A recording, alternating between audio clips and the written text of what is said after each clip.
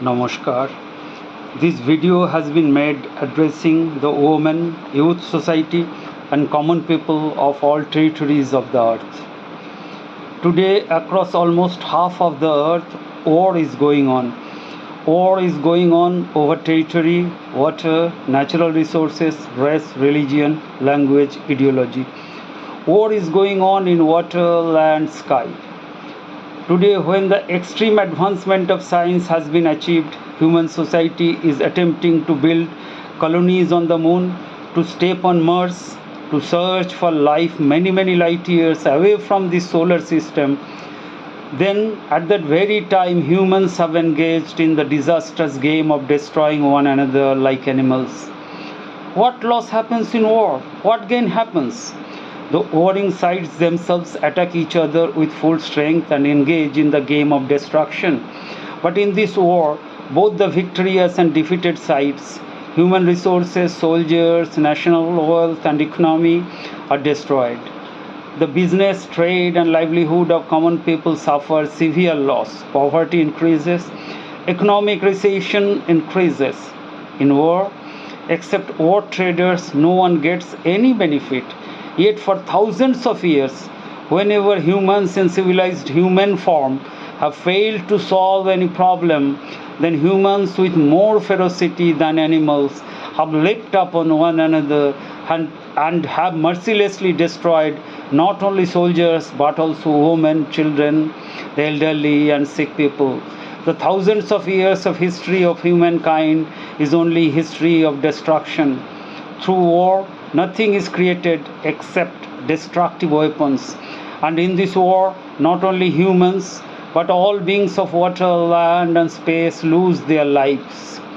Because in modern war, through the use of chemical, biological, radioactive, and nuclear weapons, irreversible damage happens to humans, non-human creatures, vegetation, soil, water, and air. Villages and cities become deserted, civilization is destroyed, yet humans wage war. Why? Because despite the great advancement of human civilization, the civilizations of the whole earth have many times failed to provide the three basic human necessities: food, clothing, and shelter to all humans.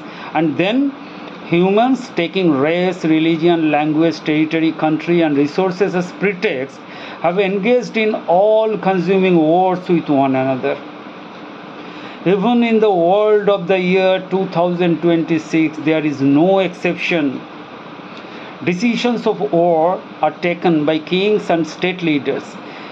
In war die soldiers, common people, women, children, elderly, patients, and helpless animals.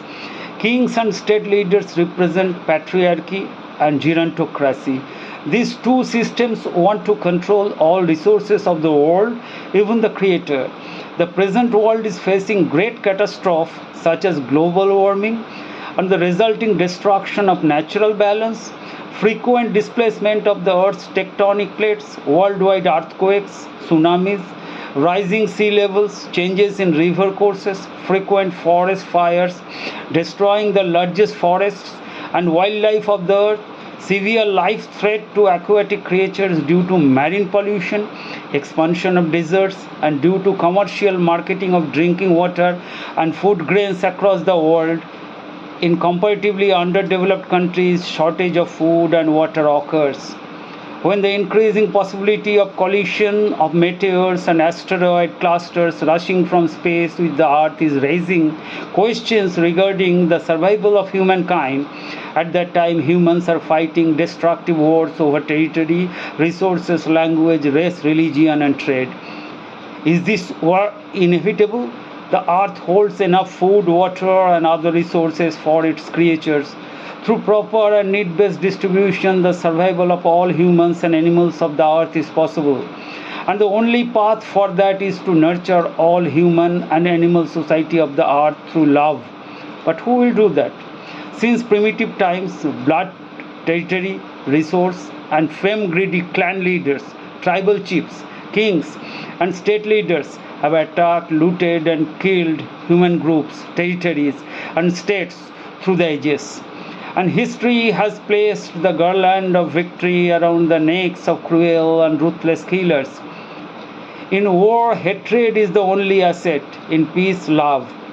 But if peace becomes established on earth, then the glory and heroic legends of individuals, families, clans, nations, religions, or territorial rulers will be eclipsed.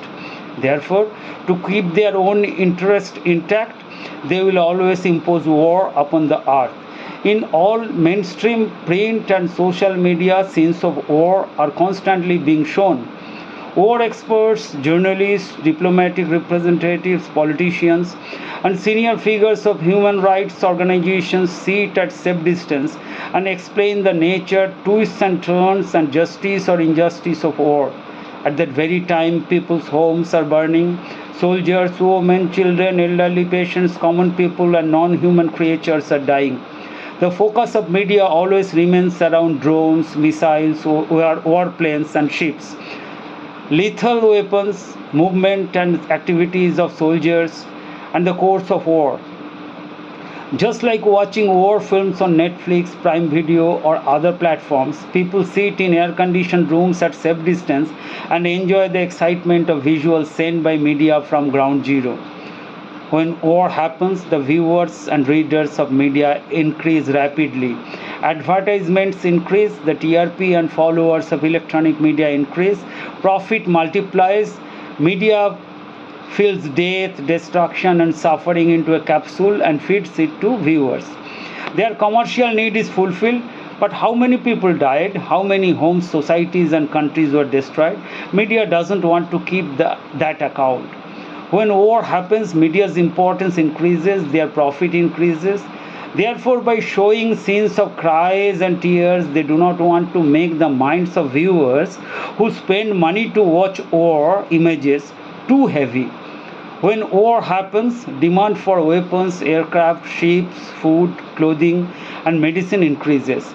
All these traders flourish. The poor become poorer.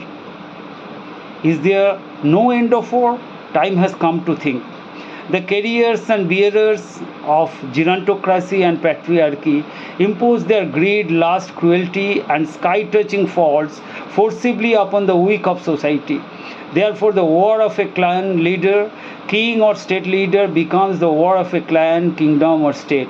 While leaders for thousands of years through their war have sacrificed common people and have wanted to become immortal in history. Therefore, today the youth, women, common people of all countries of the earth need intense self-reflection. Human society of all ages has made the historical mistake of supporting hatred, alliances, and flawed decisions of all leaders, because all countries are run by patriarchy and gerontocracy. In this age of globalization, when all goods, food, science, technology, religion, culture, language, literature, music, dance, crafts, architecture, and philosophy of the earth are reaching from one end of the world to the other, then instead of selective globalization of warmongers, mutual exchange of love among common people of the entire earth is one of the paths of world peace. The youth, women, and common people of this era must decide whether they will push this earth, which is becoming engaged in war and becoming unfit for human habitation day by day due to the hatred, bias, and wrong decisions of their predecessors, towards complete destruction through globalization of hatred, or through globalization of love. They will teach all people of the earth to live together. I leave the decision upon the youth of society. People of the world, unite. Namaskar.